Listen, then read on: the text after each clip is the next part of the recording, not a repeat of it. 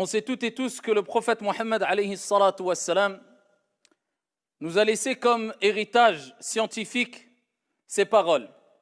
Et parmi les plus belles de ces paroles, il y a le hadith où le prophète sallallahu alayhi wa sallam nous a rappelé que la meilleure des choses que peuvent léguer les parents à leurs enfants n'est autre que la bonne éducation.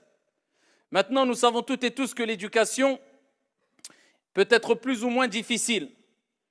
C'est une éducation qu'il faut quelquefois contextualiser, c'est quelquefois du cas par cas, mais notre Seigneur Tabaraka wa Ta'ala nous a laissé les grandes lignes, une sorte de feuille de route, afin de pouvoir communiquer de la meilleure des manières avec nos enfants, car il n'y a pas d'éducation sans communication, il n'y a pas de relation stable sans communication, il n'y a pas de bonne entente sans communication, il n'y a pas de stabilité sans communication, il a akhiri.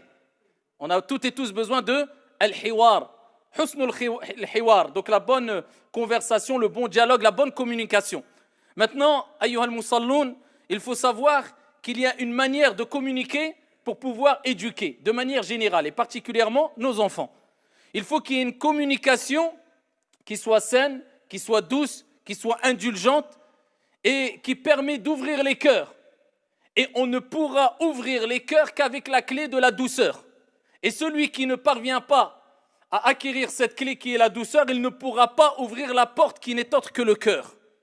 Et voilà pourquoi Allah Jalla wa Ala nous a laissé, comme je vous ai dit, quelque part une sorte de feuille de route, des grandes lignes, des recommandations à travers la conversation qu'a eue Luqman avec son propre fils, son enfant.